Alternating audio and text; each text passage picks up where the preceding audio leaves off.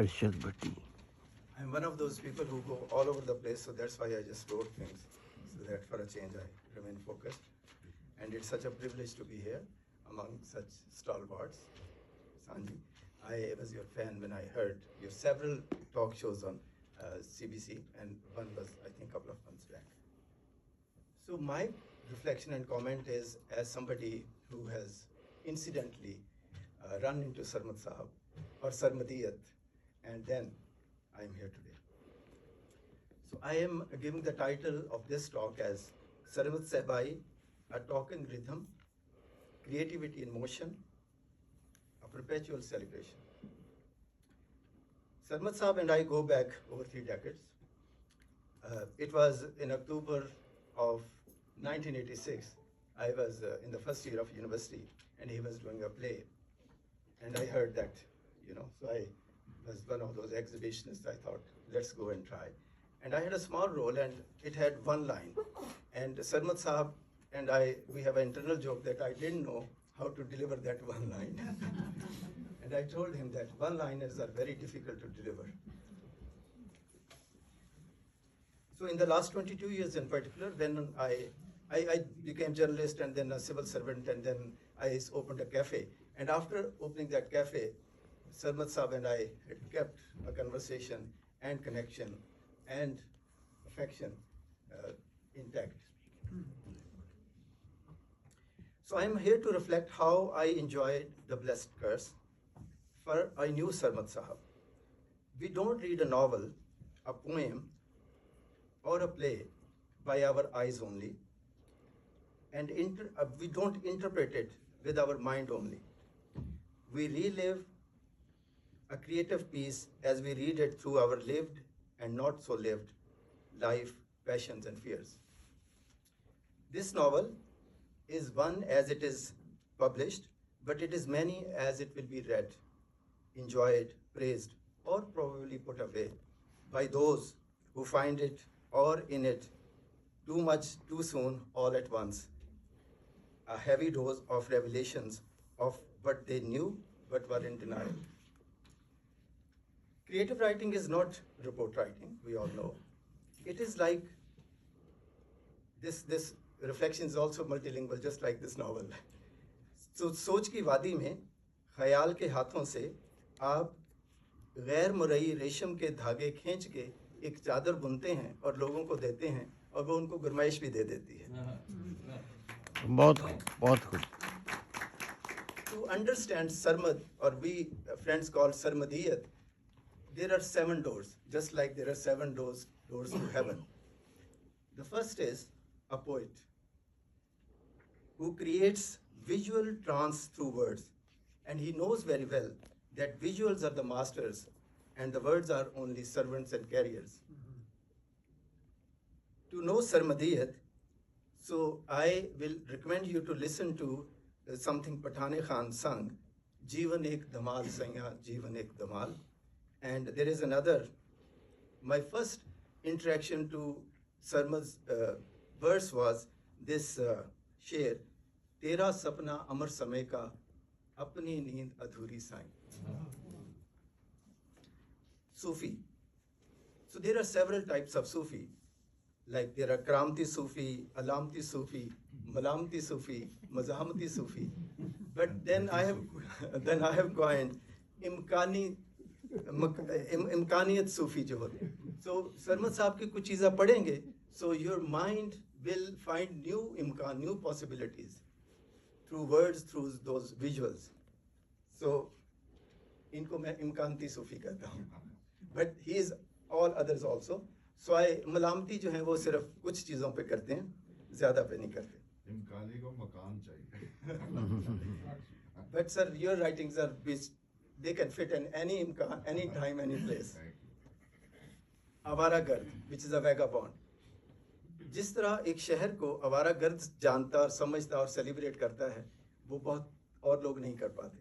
So in Sarmad's writings, you will see that the way he knows the city of existence and being and life, he is a vagabond of that city. And the way he knows the city, he will introduce you to its blind alleys, its cul-de-sacs, and its thoroughfares also. Even your restaurant. Yeah. But then his view of the city is very different from a tourist or a worker or a watchman or a kotwal. But he understands their limitations also. Kahanikar, so that is the third door to Sarmad, and he is a storyteller. I think he must have told some stories even before his birth, because there is this myth like when you are born to a mother who listens to music, that means your stories start from there. Ik Jolaha, the way he weaves these words and visuals and the beautiful tapestries, it's only a work of an artisan. And then he is also a builder of those patterns. He constructs a kahani, a story, a life through plays, poems, films, and novels. And his creativity is not bound by any form or any construct. He has expressed, and he can captivate you, and he can mesmerize you in any of the forms which he has expressed and which he has not yet delved into.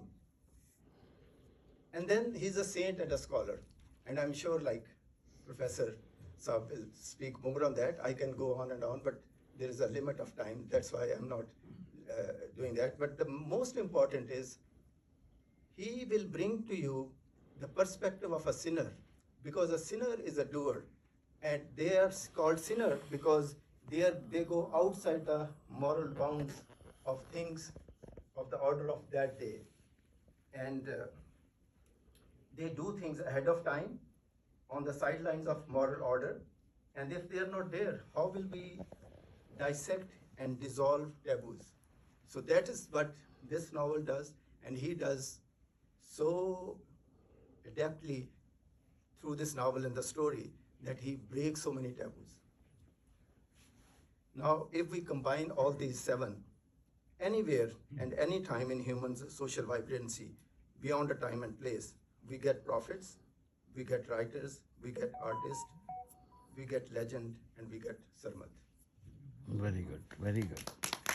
Now, and Professor I had the Murthy. privilege of knowing Sarmadji only recently, and actually we've known each other longer than we've met each other. We just met each other this time, and so we're old friends, but also new ones.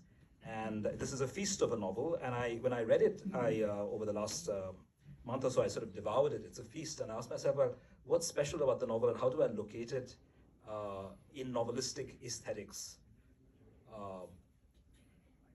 around the world? And the few reviews that have appeared so far in Pakistani newspapers, I find that, I think, in my opinion, they make the mistake of reducing it to just a Pakistani English novel, which of course it is empirically, but its poetics cuts across several traditions. So that's what I want to talk about, and be warned that it's fairly sexually explicit, because the novel is, not my review, my comments are sexual only because the novel itself is. And so I'll just read in the interest of time, okay? And I'll read at a level pace.